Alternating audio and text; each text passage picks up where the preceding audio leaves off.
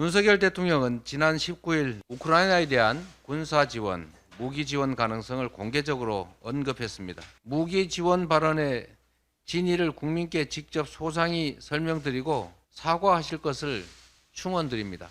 그리고 잘못된 발언을 철회하시기 바랍니다.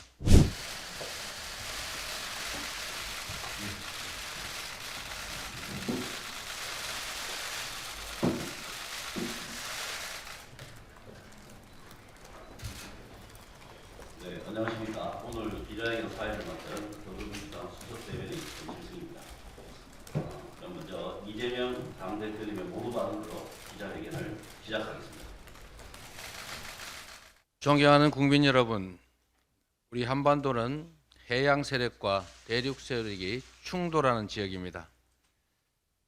이를 기회로 활용할 때 우리는 흥했고, 강대국 사이에 휘둘릴 때 우리는 위기였습니다. 그래서 한반도의 외교는 더 정교해야 합니다. 주권국가로서 제1의 외교 원칙은 바로 국익이어야 합니다. 한반도의 평화를 지키고 국민들의 안전과 안녕, 그리고 나아가 번영을 도모해야 합니다. 이번 윤석열 대통령의 한미 정상회담도 그러하기를 바랍니다. 대통령과 외교 당국의 어깨에 큰 짐이 놓여 있습니다. 최근 벌어지는 외교 사태에 대한 우리 국민들의 우려가 매우 큽니다. 윤석열 대통령은 지난 19일 로이터 통신과의 인터뷰에서 우크라이나에 대한 군사 지원, 무기 지원 가능성을 공개적으로 언급했습니다.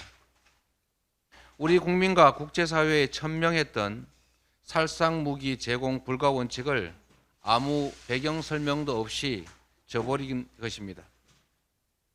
대통령의 발언은 한국과 러시아 관계에 경랑을 몰아오고 있습니다.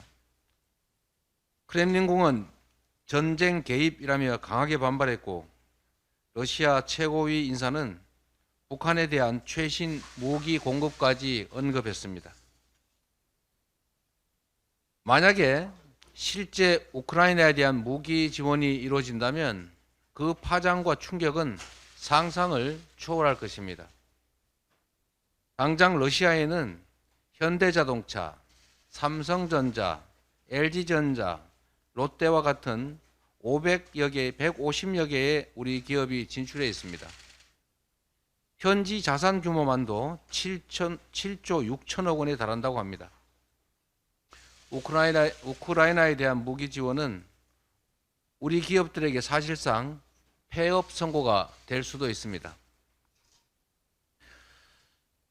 그에 더해서 무기 지원은 북러시아의 군사적 밀착을 자극해서 결과적으로 한반도의 위기를 한층 고조시키고 우리의 안보를 위협할 것입니다.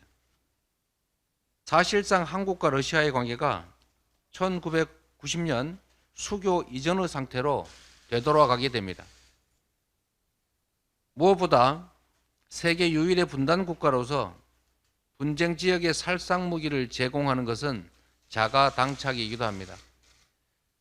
전쟁 지역에 살인을 수출하는 국가가 무슨 염치로 국제사회에 우리 한반도의 평화를 요청할 수 있겠습니까? 윤석열 대통령은 무기 지원 발언의 진위를 국민께 직접 소상히 설명드리고 사과하실 것을 충원드립니다. 그리고 잘못된 발언을 철회하시기 바랍니다. 대통령이 중국의 반발을 부를 것이 뻔한 대만 해협 문제를 직접적으로 거론한 것도 납득하기 어려운 자충수입니다.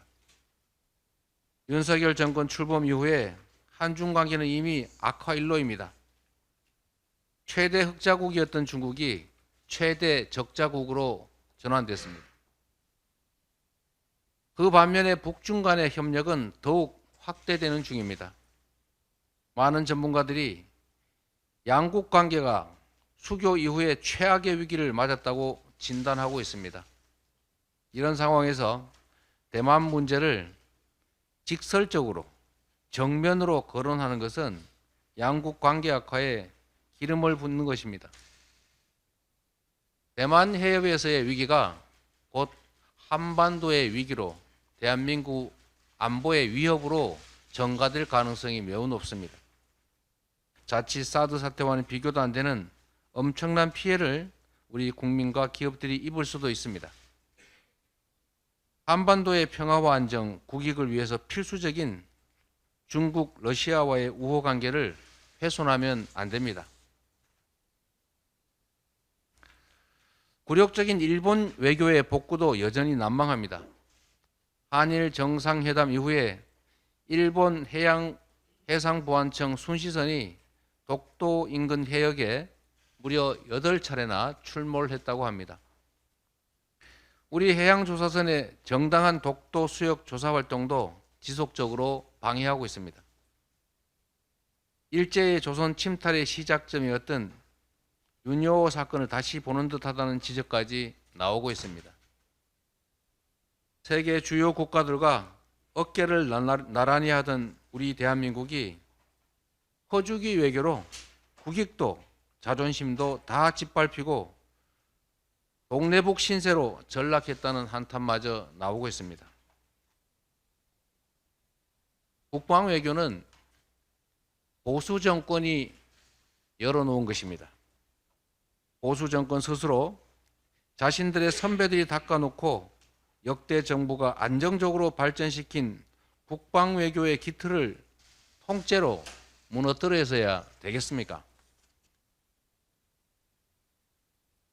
존경하는 국민 여러분, 말 한마디로 천냥빚을 갚는다고 합니다. 외교에서야 오죽하겠습니까? 진영 대결의 장기말을 자처하면서 나라와 국민을 벼랑으로 모는 우를 더 이상 범해서는 안 됩니다. 거듭되는 외교 안보 참사를 막기 위해서 초당적 범국가적 역량을 하나로 모을 때입니다. 우리 민주당은 외교 당국이 소기의 성과를 얻을 수 있도록 당의 총력을 기울여 적극 협력하겠습니다.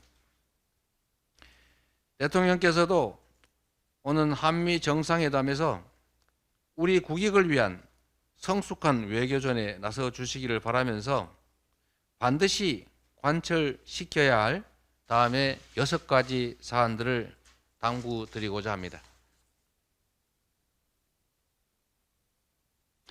첫째는 반드시 해야 될 3가지입니다. 미국의 도청 파문에 대한 우리의 문제의식을 분명하게 피력하고 사과와 재발 방지 대책에 대한 미국 측 의사를 확인해야 합니다. IRA와 반도체 지원법을 한미 정상회담의 의제로 삼아서 우리 기업이 더 이상 피해보지 않도록 동등한 대우를 받을 수 있도록 해결책을 만들어야 합니다. 그리고 어떤 형태, 어떤 방식으로든 분쟁 지역에 살상 무기를 지원하지 않겠다는 원칙을 표명하고 또 관철해야 합니다. 다음으로 해서는 안 될 일 3가지를 말씀드리려고 합니다. 외교는 소리 없는 전쟁입니다. 유의해야 할 것이 많지만 다음의 사안들은 꼭 염두에 두시기를 부탁드립니다. 한미 정상회담에서 우크라이나 무기 지원에 대한 어떤 방식의 합의도 해서는 안 됩니다. 대만 문제에 대한 한국의 불개입 원칙을 관철하고 공동성명 논의 대상에서 제외해야 합니다. 더 이상의 퍼주기 국익 훼손 외교를 하지 마십시오. 국격 저하, 국익 훼손, 국민 불안을 이야기하는 대통령발 외교 참사를 우리 국민은 더 이상 용납하지 않을 것입니다. 우리 민주당은 국민의 생명과 안전, 국익을 위협하는 모든 말과 행위를 막아내는 방파제가 되겠습니다. 분쟁 지역에 무기를 지원하는 문제에 대해서 국민의 대표인 국회의 동의를 받도록 관련법의 제정 개정을 적극 검토하겠습니다. 존경하는 국민 여러분, 윤석열 정권이 이제 곧 출범 1주년을 맞습니다. 축하보다는 고언을 앞세울 수밖에 없는 현실이 참으로 안타깝습니다. 외교 안보의 실책은 돌이킬 수 없는 국가적 재앙을 야기하게 됩니다. 그래서 외교 안보에는 여야가 따로 있을 수 없습니다. 정부가 국민과 나라를 위해 바른 길을 걷는다면 민주당은 전폭적으로 대통령과 정부에 협조할 것입니다. 대통령과 외교당국은 부디 5천만 국민의 생사를 짊어지고 있다는 책임감을 가지고 국익에 기초한 유능한 실용 외교에 전념해 주십시오. 판단하고 결정하고 행동하는 데서 신중을 기해 주시기를 다시 한번 당부드립니다. 고맙습니다. 네, 그러면 질의응답 순서를 진행하도록 하겠습니다. 호명된 기자분께서는 먼저 소속과 이름을 밝혀주시고 앞서 공지해 드린 대로 오늘 기자회견 내용과 관련된 질문으로 국한해 주실 것을 다시 한번 당부드립니다. 그러면 질의응답을 시작하겠습니다. 신재현인데요. 지금 러시아 반응 보면은 약간 최후 통첩으로까지 해석될 수 있어 보이는데 대표님이나 당이 받아들이는 수위는 어떤지 궁금합니다. 러시아에 대해서 사실 굳이 하지 않아도 될 얘기를 외신을 통해서 대통령이 언급하는 바람에 평지풍파를 일으킨 상황이 됐습니다.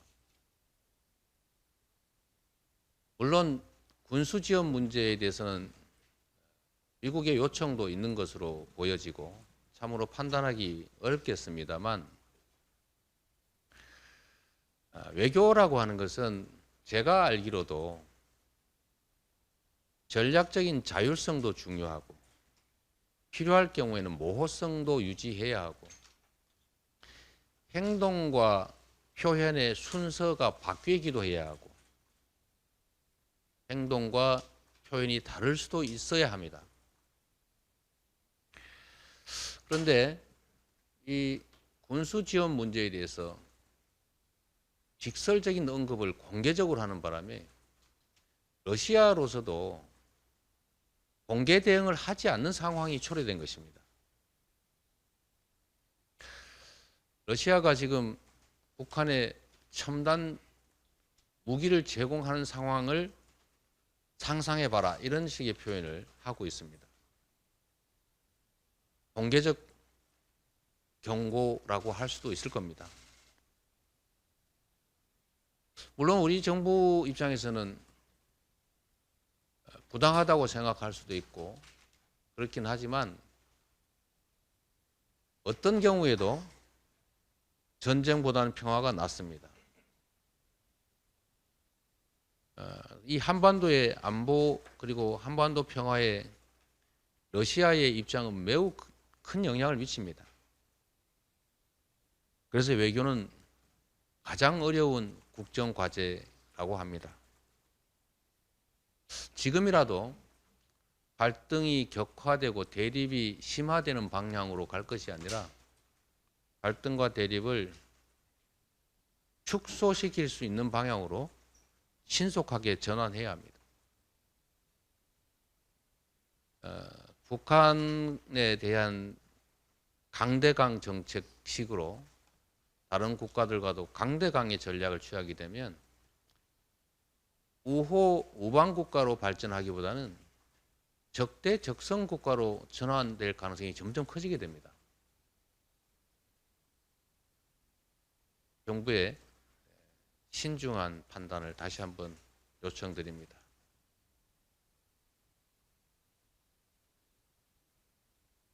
다음 분 신청해 주십시오.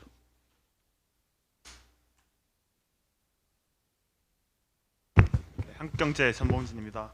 그 과거 이제 일본 해양수 방류 때는 저희 당 특위 차원에서 의원단을 파견을 했었는데 이번에도 뭐 민주당이 의원을 파견하거나 아니면은 다른 통로를 통해서 중국이나 러시아 측과 접촉할 계획이 있는지 궁금합니다. 아직까지는 그와 같은 방식의 대응은 논의한 바가 없습니다.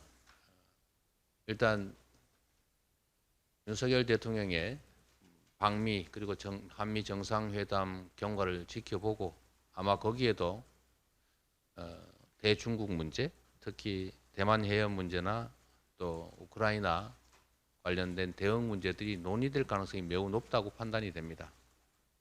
그 과정을 저희도 지켜보되 저는 대중국 정책 또 대러시아 정책이 대북 정책, 특히 대한민국 안보 정책에 아주 치명적 영향을 미치기 때문에 그 측면에서 경제적 이해관계를 넘어서서 군사 안보적 측면에서 매우 중요성이 크다고 보기 때문에 이 문제에 대해서 우리 당이 매우 깊이 관심을 가지고 이 한반도를 둘러싼 동북아시아의 안보 환경이 악화되도록 하지 말아야 된다는 점에 또 개선되는 방향으로 전환되도록 해야 된다는 점에 주안점을 두고 계속 노력할 생각입니다. 물론 어떤 방식의 대응이 야당의 입장에서 가능하냐라고 생각하면 매우 제한적인 것은 분명합니다만 한반도 주변 4강 외교 문제는 한반도의 미래에 치명적인 영향을 미치는 사안이기 때문에 저희도 신중하게 또 효과적인 방안이 무엇인지를 국익의 관점에서 국민의 눈높이에서 판단하고 행동하도록 하겠습니다. 예, 이어서 예. 안녕하십니까. TV조선 정민진 기자입니다. 아까 대표님이 이제 민주당도 우크라이나 전쟁 사태에 대해서 깊이 관심을 가진다라고 말씀해 주셨는데 국민의힘은 당대표가 우크라이나를 방문했는데 민주당은 이때까지 우크라이나 전쟁 자체에 대해서 입장 표명이 없었던 걸로 알고 있습니다.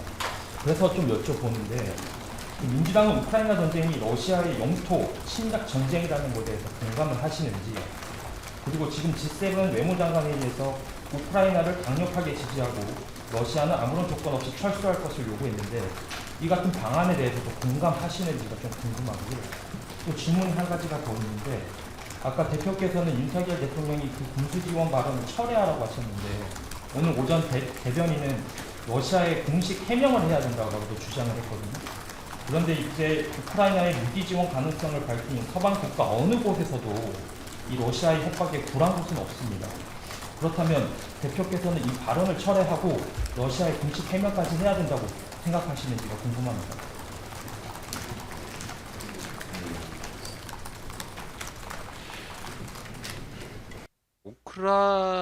러시아 간 전쟁에 대해서 우리 민주당의 입장은 분명합니다. 침략 전쟁으로 부당하다.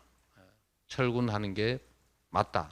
이런 입장이고 또 그렇기 때문에 우리 정부에서 우크라이나에 대한 러시아의 침공에 대해 국제 경제 제재에도 동참하지 않았습니까? 그 점은 더 이상 이제 논란할 필요가 없고 지금 현재 제가 말씀을 듣기로는 비군사적 부분에 대한 지원도 이미 하고 있다는 공격 무기가 아닌 방탄복 뭐 이런 지원을 해주고 있는 상태여서 저는 그 점에 대해서 우리가 반대하는 것도 아니고 우리 정부가 이미 시작을 했다는 점 말씀드립니다. 그리고 구체적인 표현과 이 표현이 주고 오가는 문제에 대해서는 제가 세부적 언급을 하는 것은 그리 바람직하지 않은 것 같습니다. 그것은 특별히 더 말씀 안 드려도 될 것 같아요. 우크라이나에 대해서 우리 민주당에서 입장을 낸 적이 없다라고 하는데 그건 사실과 다릅니다. 우리 당 대표께서 대통령 후보 시절에 러시아가 우크라이나를 침략했을 때 긴급 상점검회의를 열고 러시아를 규탄했고 우크라이나에 대한 인도적 지원 그런 것까지는 해야 되는 견해를 냈습니다. 그리고 또 민주당 국방위 차원에서도 끊임없이 모니터링하면서 우크라이나의 비군사 무기인 전투복이라든가 식량 이런 것들을 모니터링을 계속해 왔었고요. 또 민주당 차원에서도 사실 나토 국회의원들 이런 데도 방문을 해서 우크라이나에 대한 군사 무기를 제외한 그런 것에서는 동의를 하고 했습니다. 그래서 민주당 차원의 입장 정리를 낸 바가 없는 건 사실이 아니고 그런 것들을 쭉 해왔음을 말씀드립니다. 네. 조금만 예. 그 러시아 그 우크라이나 전쟁과 관련해 가지고 그 입장 나간 게 있습니다. 그 내용이 뭐냐면은 명분 없는 전쟁이므로 즉시 중단해야 한다 이렇게 나간 내용이 있습니다. 네, 우리 TV조선 기자께서 잘 오래 출입 안 하셔서 그럴 가능성도 있으니까 이해하십시오. 네, 네. 그리고 아까 두 번째 질문은 제가 말씀을 드렸습니다. 제가 답을 드리긴 적절하지 않은 것 같다. 그러면 아까 당 대변인을 통해서 러시아에 공식 해명해야 된다는 얘기가 나왔는데 러시아에 공식 해명을 해? 그게 뭔 말이에요? 해명이라는 게 어떤 걸? 아까 그 최고위원회 백골에서 그런 얘기가 나왔거든요. 누가 해명을 강선우 대변인이 이제 러시아에 공식 해명해야 된다는 것도 논의가 있었다. 최고위원회에서 말씀을 하셨거든요. 무슨 말인지 이해가 안 되는데 예, 그 부분은 뭐라고 확인을 말을 한번 했다고요? 해봐야 될 것 같습니다. 예. 좀 근데 뭐라고 말을 했다고? 저 말을 자체를 이해 못하겠는데 제가 다시 좀 질문을 드리면 오늘 이제 최고위원회의 그 끝나고 이제 그 강선우 대변인이 그 백브리핑에서 윤석열 대통령이 발언을 철회를 하고 그다음 러시아에 공식 해명을 해야 된다라고 분명하게 말씀을 하셨습니다. 그래서 여기에 대해서 당대표도 공감을 하시는지를 여쭤보는 거예요. 오늘 저희가 확인을 좀 해볼게요. 그거는 저희는 대통령의 발언이 바람직하지 않다. 뭐 거기까지지. 그건 러시아에 대한 발언이라고 하기가 좀 어려운 것 같은데. 그 부분은 거기까지 하시죠. 지금 현재 말씀하신 것처럼 당에서 그간 러시아와 우크라이나의 전쟁에 대한 규정이 이미 있었고 현재 공식적으로 나간 바는 우리 대표님께서 지금 말씀하신 내용과 수석 대변인 성명 정도가 공식적인 언급으로 보여집니다. 아까 설명한 부분에 대한 부분은 정확하게 워딩을 확인하셔서 다시 네, 개별적으로 그러시죠. 말씀하시는 것이 적절할 것 같습니다. 다음 질문으로 넘어가도 될 것 같아요. 예. 계속 진행하겠습니다. 다음 질문하실 분 손 들어 주십시오.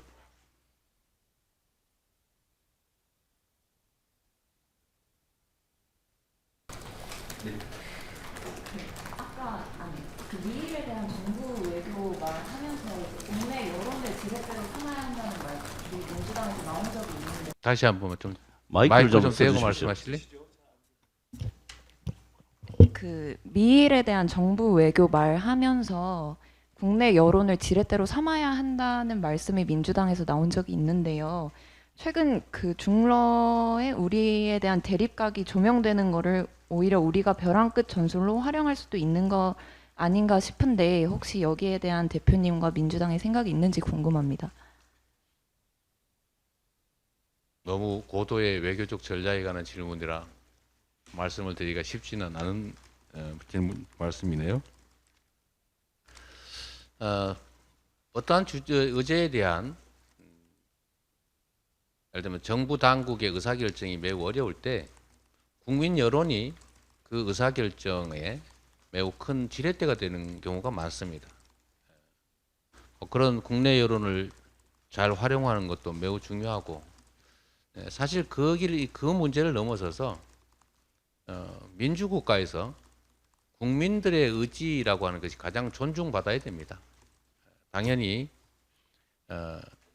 외국으로부터 또 다른 바깥으로부터의 부당한 또는 과도한 요구가 있을 때 그걸 견뎌내는 힘은 실제로는 국력에서 나오는 것이고 더해서는 우리 국민들의 의지가 매우 큰 지렛대가 되는 게 사실이죠. 그래서 정확한 정보를 공개하고 또 국민 여론을 존중하는 태도가 사실은 대외 정책 결정이나 또 대외 협상에서 매우 큰 무기가 되는 게 사실입니다. 그래서 거짓말을 하지 않는 게 중요하죠.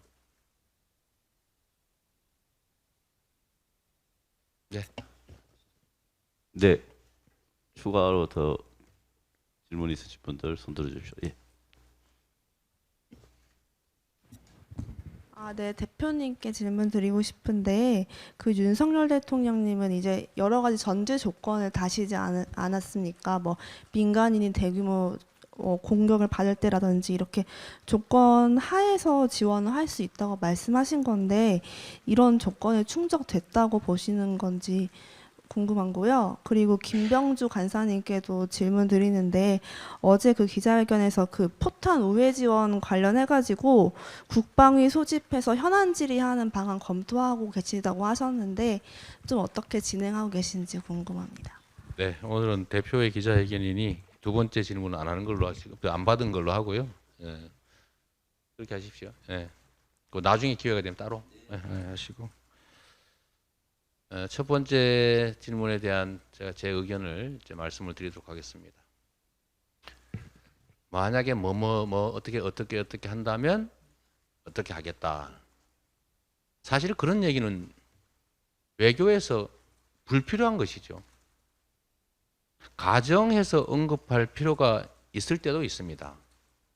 그러나 사실은 가정은 두 번째 본론을 말하기 위한 전제인 것이죠. 그런 걸 굳이 따질 필요는 없을 것 같고,